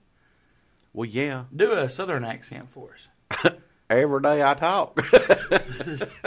Let me tell you what, Doodle. We're going down to the Walmart. We're going to get some bait, some olive fillet, some chicken livers. We're going to eat them, then we're going to go fishing there down at the hole. Chicken livers. Yeah. Have you ever went fishing with chicken livers? I have. Have Catfish. you ever ate chicken livers? Yes, unfortunately. You don't like them? No. Really? I don't like them. You Or must- gizzards. I've never ate gizzards. I've ate chicken livers. They're an acquired taste. They're okay. Yeah, I'm not a fan. Well, okay. Well, this next segment, this is a new one. I just actually thought of it the other day when I was going through some listener feedback and email and stuff. The name of this is called TV Shows I Bet Cronkite Hasn't Heard of. And are you ready for the challenge, my friend? Yep, I'm trying to use my X-ray vision to see through that Okay. paper. All right. The first one is Soap. Have you ever heard of that TV show? Soap. Yep. I bet Old Man Cronkite has. Probably. Is it like a soap opera? Nope. It was a satire comedy that made fun of daytime soaps, and it starred Billy Crystal. No, I've never And heard it of it. also had a butler named Benson, and they had a spinoff show named Benson. It aired September 13th, 1977 till April 20th, 1981. No, I've never heard of it. Okay. Now, but you do claim that you're familiar with TV shows in the 90s, correct? For the most part. Okay. All right. Now, this show started in 1988, and it went off the air in 1991. Okay. The name of the show is My Secret Identity. Have you ever heard of that? I feel like maybe I have. Okay, it is a story of a teen that is exposed to radiation, and then he has superpowers. And I can't think of the name. He's married to a famous model, but he was the chubby kid in Stand By Me. Oh yeah, he's the dude from Sliders. Yes. Yes. Jerry O'Connell. Yeah. Okay. Yeah, but he starred in My Secret Identity. I feel like I may have heard about that. You need to go check that one out. What about Freddy's Nightmares? Yes. So you have heard of that? I've heard of that one. And that was a prequel to the original Nightmare on Elm Street movies. It had Freddy Krueger haunting people's dreams, and its first episode aired in 1988. The last episode aired March the 5th, 1990. Okay, now I think I asked you this one earlier in the week when I came up with the segment, Xena. I've heard of Xena. Okay, so you know what Xena the Warrior Never Princess- watched it. You never watched Xena? No, Oh, but man. I've definitely heard of it, but I've never You're never definitely watched going to have to go back and check that out. Her She- friend Gabrielle in that series. She is gorgeous. Oh my. it. She is gorgeous. However, I don't know. I like technology shows. Okay. What about Mama's Family? I've heard of Mama's Family. So yeah. you have heard of that? I've watched have Mama's you? Family, Okay. yeah. All right. That one first premiered January 22nd, 1983, and their final episode was February 24th, 1990. 7 years. That one was on the air in syndication. I've seen that show. Yeah, it's all right. Okay. What about The Misadventures of Sheriff Lobo? No, never heard of it. You've never heard of The Misadventures of Sheriff Lobo. Have you heard of a show called BJ and the Bear? Yes. Okay. Now, in BJ and the Bear, Sheriff Lobo was the crooked sheriff, corrupt sheriff that was after Greg Evigan's character, BJ, in BJ and the Bear. It's a story of a bumbling Georgia lawman and his deputies that battle crime. First premiered September 18th, 1979, and its final episode date was May 5th, 1981. So you have not heard of that, but you did hear of BJ and the Bear. I've heard of it. That was a trucker show, right? Yeah. Yeah, I've heard of that one. Where he's driving around the country with the little ape. And Yeah. Yeah. What about Team Knight Rider? Teen Knight Rider. Yes. No, Ned had actually heard of this one and actually watched it. I don't think I was a fan of this show. It only lasted one season, and it continued on the Knight Rider TV series story. But in this one, there was an elite group of 5 specially trained operatives that go after criminals. And each operative, they all had, like, there was I think there was a Ford Mustang that had the kit capability. There was a Ford pickup truck that had the kit capability. All 5 cars were like smart cars. I have never heard of that. That is a really good show. I've heard of Knight Rider. I've seen Knight Rider. This is Team Knight Rider. It premiered October 6, 1997, and had its final episode date May 18th, 1998. Again, that was just one season. I'll have to look that up. So that was a really good one. What about Nightstand? Nightstand. Yes. I feel like I've seen that one. That was a comedy with host Dick Dietrich. He made fun of American talk shows. Like Never Jerry seen Springer, Oprah Winfrey, Sally Jesse Raphael. No, that's something definitely different. Then it's not what Okay. not what I thought it was. This one straight out of the 90s. Salute Your Shorts. Yes, I've You have heard of that? I have heard of that. Can you tell us where that took place at? Like the state it took place, or like on No, one channel? No, not what channel. I mean, what was the setting for that story? Wasn't it like a camp or something? Like Good job. Yeah, Good job, my friend. it was like a a camp, group of yeah. teenagers have adventures while at summer camp. that? And that lasted, I guess, for 2 years. It started June 1st, 1991, and ended June 29th, 1992. Yeah, I've heard of that. It was like on a Nickelodeon channel. Yes, or it was on something, yeah. Nickelodeon. Yes, because they had Salute Your Shorts and Hey Dude. Yep. What about The Heights?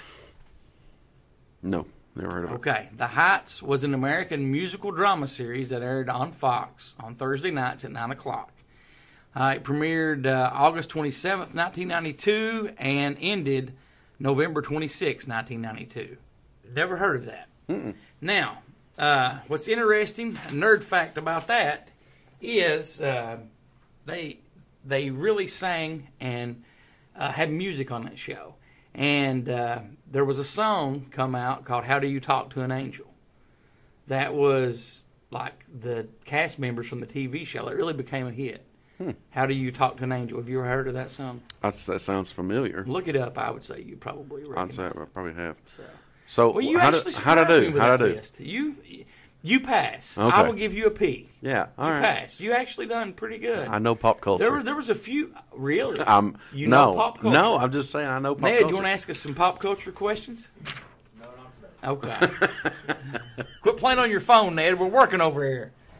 Okay, so we can move on to some listener text. You started out the first, didn't you? The first of the show. Mm-hmm. Let me start out.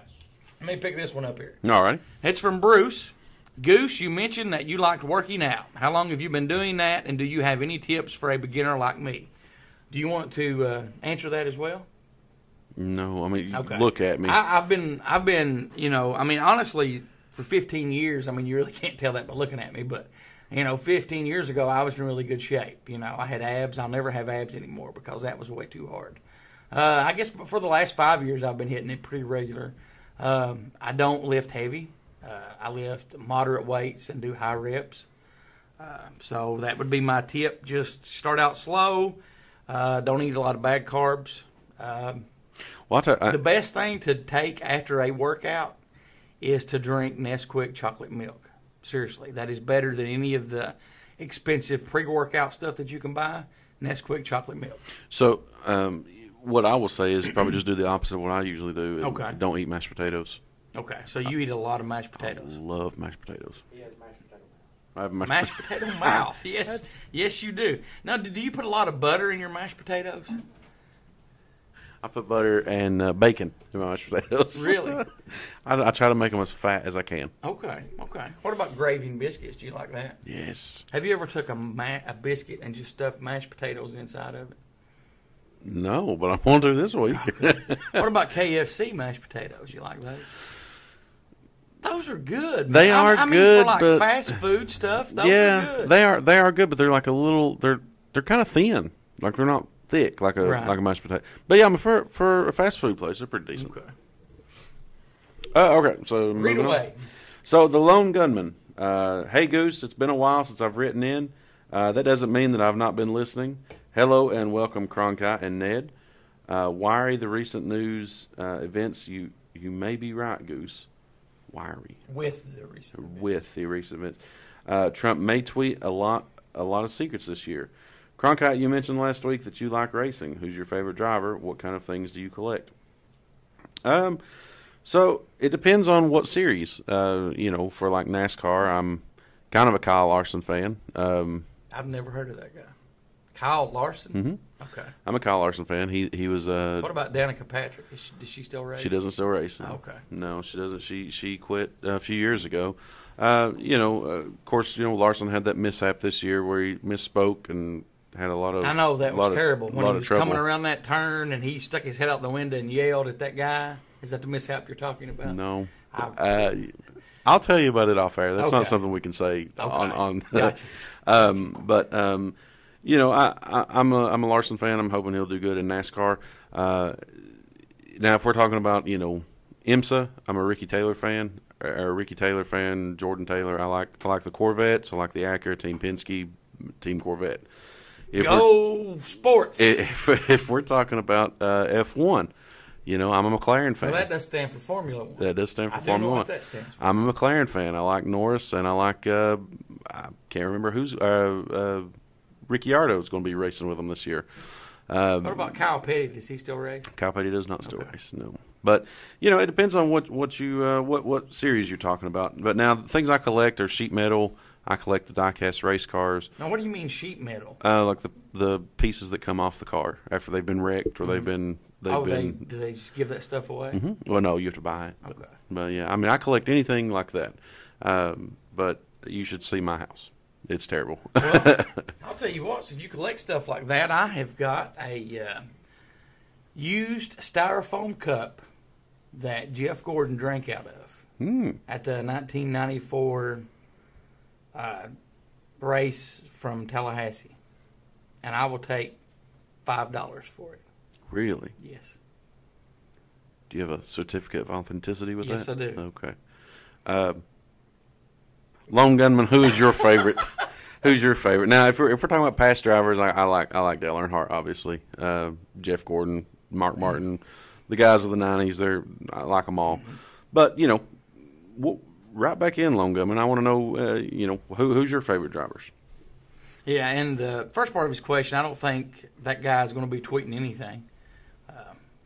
But, I think it would be awesome for him to share some secrets. For sure. And I honestly think that he will. What about you, Ned? Do you think that he'll share some secrets some way? If he has a way to do it, I mean, they literally shut him down on every platform. What about, is he shut down on YouTube? I think I seen something just a few minutes ago. Let me double check. I think he is shut down. I mean, it's not going to surprise me a bit for him to, Right. and I hope, I hope that he does. I hope he does too. He could answer a lot of questions. So It's got, YouTube's on the list. So he's shut down on YouTube. Well, /ban. maybe there'll be some written articles about him and so forth. Let's see. Our next text comes from Ed of the Dead. I like that name. That's pretty cool. Great show, guys. I was wondering who else you had upcoming as guests this year. Also, congrats on getting Elliot's article segment. I really enjoyed last week's and look further to more. We do have John Vance coming up, and we will have Richard Miles coming up. I've not really thought about it. We have so much going on during the week at the Cookie Factory, and we're also talking to the local radio station. I'm sure that after we get on that platform, we'll have more people come along and opportunities for more guests will open For sure. up. And that's something I'm really excited about, too. Me too. So, I'm still working on Jessica for you. okay. Thank you very much. And Justin Bieber for Cronkite. Oh, sounds good. Thank you. Sounds good. Thank you. Michael texts in, says, I'm texting to ask that you do another listener-submitted topic show soon, and now add a viewer-requested topics to the YouTube show. That's a good idea. Yeah, it is a good idea. I enjoy them, just wish they were longer. They need the behind-the-scenes pics looked great last week, too.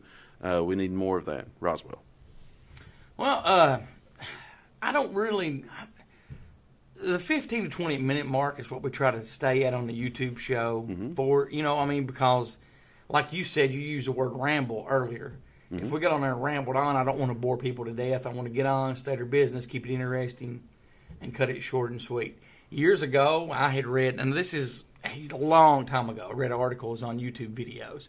If people starting out keep them shorter, they get more people interested and more people view them versus you click on something at 30 minutes. Now, Right. That was years ago. It might not be the same thing. But, me thinking right now, I think as long as we keep it at 15 to 20 minute mark, and we may go up to a half hour in the future, and we may record one of our shows that we're recording and put it on YouTube as we do recording. That may be something we may do, later on this year. What do you think about that? I think it'd be an excellent idea. So, and who was that wrote that in? That was Michael. Thank you very much, Michael. Caller 825, Binary Beats Work. I've been using them for 13 years now. I play them every night when I go to sleep. I switch the ones that I listen to every 4 to 5 weeks. Nikola Tesla's beat code was 369 and was used for healing.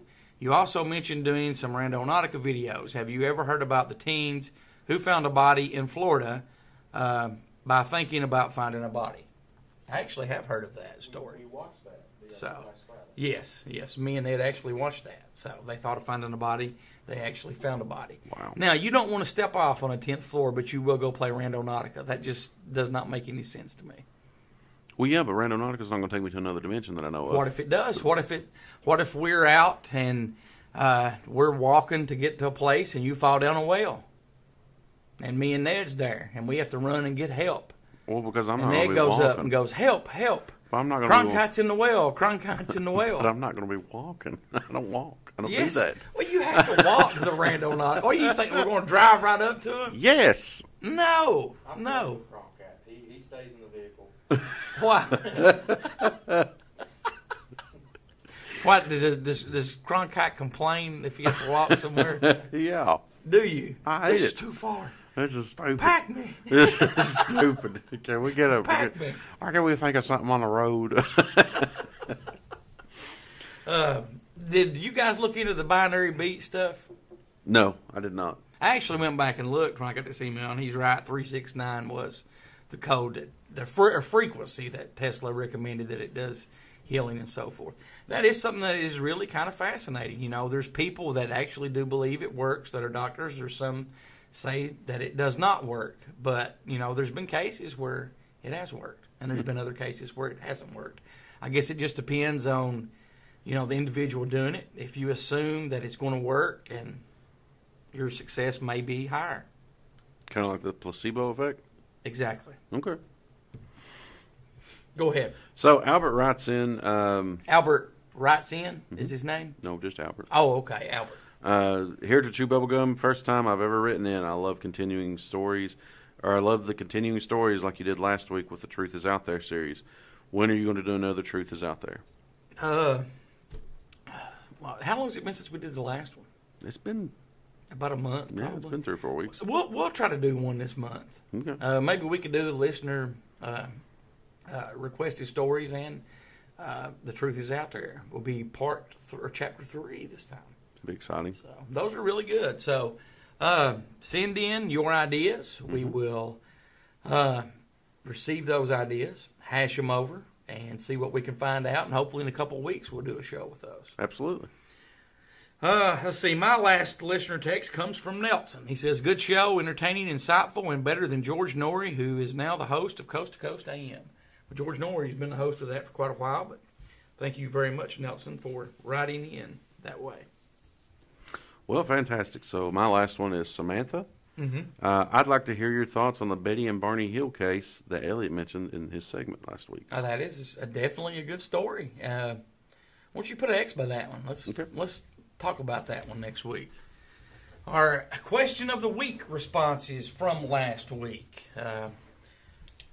Some douche named Bart Wagner wrote in and said, I believe a secret government agency exists. Now, why you Now, our question of the week was, did you believe in a Men in Black or a secret government agency? Okay. So why is this guy a douche? Is he like, does he aggravate you or something? No. He a lot? just his Facebook profile picture. Kind of douchey. Him, yeah. Okay. Just the way that he wrote it. You just like real arrogant. Read that. I believe a secret agency exists. He doesn't tell us why or anything. So no, but Bart, thank you very much for contributing to that. Yeah. That really does mean a lot to me. Yeah. Bart's actually a friend of mine, Nosy. Yeah. So I was just giving him a hard time. Well, thank you, Bart, for writing in. Sasha Pinson writes, definitely believe in a secret agency. Thank you, Sasha.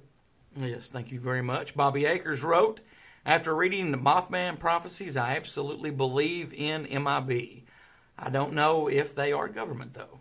I wonder, well, yeah, that's true. Yes. All right, so David Rep says both. They are separate from each other. That is a very good, and that goes along with what Bobby said. Yep. Let's see. Good. I'll read this one, and you get that big long one. Josh Murphy writes, maybe a private independent company that contracts through the government. And that goes along with Bobby and David. Yeah. So I definitely believe that they exist. What was that, Ned? The Umbrella Corporation. There you go. So. All right, so Start at Edge wrote, the question is somehow ambiguous. I ask, whose government? Or did you refer to governments in general? Either way, I am pretty positive that the immense majority of governments in the world have some secret or agencies operating in the shadow. Having said that, I also am convinced that the luckiest combination consists of only 2 categories. 1, good people, governments with secret agencies, though chance of that to exist is almost 0. And 2, governments usually small and almost unknown without secret agencies, as they don't need any. As for Men in Black, it is almost impossible to make a map on that, as the connotation and interpretation range given to this term is huge. Thank you very much for Start at Edge for your response to our question of the week. Our new question of the week. If you could travel in space, where would you go? Ned, where would you go if you could travel in space? If I could travel in space. Yes. Probably Mars. Mars? Cronkite? I'm going to a super Earth. Oh, that is. You know, I'm going to pull a you this week. I'm Yeah. going to copy that answer. I think I would also go to a Super I 8. think I'm going to go to the Super 8. I want to see what it's like. Yes, me too. And again, our new question of the week, if you could travel in space, where would you go? How can you respond to our question of the week? Well, you can always respond to us, email or text message, call, text, leave a voicemail at 606-373-3396, or you can email us, goose@heretochewbubblegum.com, or myself, Cronkite, at heretochewbubblegum.com. Great show this week. I have enjoyed this. I've looked forward to this all week. I look forward to it next week. Yeah, me too. This is a lot of fun. It is a lot of fun. We've had some live interaction, text. Please keep that up. Thank both parties for texting in. The second one making us laugh. Yeah. That was really good. Definitely. Special thanks to Carlin for all the voiceover work and for letting us use the music of Flannery, CK Uncle Bill, and ST3B over at deadpit.com. T-Shirt Joe at fastcustomshirts.com. Stacy, Greg, and all the gang over at The Edge Studios. That's The Edge, spelled TH #3 on YouTube. But look them up. Thanks, everyone, for tuning in. Don't forget our midweek moment show coming up on YouTube this Wednesday. We look forward to seeing you there. Do you have anything to say in closing? I don't. I mean, everybody have a good week, good safe week. Let's reconvene here on Sunday and we'll talk about it. We will, and please be careful when you're shaving your nose again this week. I certainly will. All right. My unibrow won't get in the way this time. Have a good week, and we will see you guys on Wednesday. Goodbye.